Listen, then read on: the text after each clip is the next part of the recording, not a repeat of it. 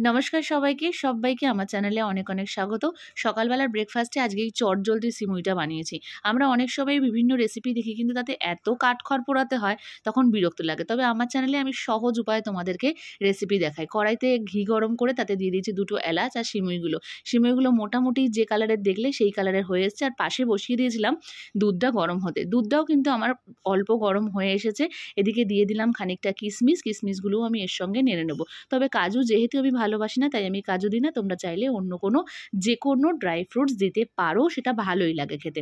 তো এখানে দেখো আমার কিশমিশগুলো যেহেতু আমি রোস্ট করে রেখেছিলাম সেজন্য কেমন একটা হয়ে এসছে। আর এবারে আমি এই গরম দুধটা এর মধ্যে ঢেলে দেবো। দুধটা কিন্তু উষ্ণ, খুব যে হুদহুদে গরম তা কিন্তু নয়। আর এরপরে এই দুধের মধ্যে যেটা বিষয় সেটা হচ্ছে হাফ দুধ আর হাফ জল, মানে অনেকটা পরিমাণেই জল আছে, এতটা পরিমাণে কিন্তু দুধ নেই। তোমরা চাইলে পুরোটাই দুধ ব্যবহার করতে পারো, কিন্তু যেহেতু আঠালোটা একটু বেশি হয়ে যায় সেজন্য আমি দুধ আর জল দুটোই ইউজ করেছি। আর এরপর দেখো এখানে ফুট এসে গেছে। আর এই সিমুইগুলো কিন্তু ঘিতে ভেজে নেওয়ার ফলে একেবারেই গায়ে লাগবে না। আর এখানে আমি দিয়ে দিলাম চিনি, যেহেতু জলটা অনেকটাই মানে দুধটা অনেকটা শুকিয়ে এসছে এবং সিমুইগুলো সেদ্ধ হয়ে গেছে। আর এরপর চিনি দেওয়ার পর এই যে একটা ফুট এসছে, এরপর আমি কিন্তু নামিয়ে নেব। কারণ পুরোটা যদি তুমি শুকিয়ে ফেলো তাহলে কিন্তু ওগুলো তার চামচ দিয়ে তুলে খাওয়াই যাবে না। ব্যাস আমার সিমুই পুরোপুরি রেডি। আমার এটা করতে মাত্র সময় লেগেছে ঘড়ি ধরে 15 মিনিট। আর এবার সার্ভ করার পালা।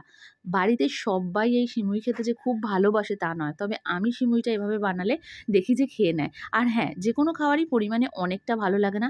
তোমরা কিন্তু এটা অল্প করে বাড়িতে ট্রাই করতে পারো, ভীষণই হেলদি।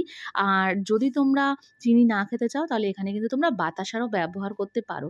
সকালের ব্রেকফাস্টে খাওয়া যেতে পারে, কিংবা সন্ধেবেলা যদি কোনো খাবারের সঙ্গে এটা তোমরা খেয়ে নাও তাহলে কিন্তু অন্য আর খাবার লাগে না। দুধের যে কোনো আইটেম এত সহজে বানানো যায় যে কি বলবো।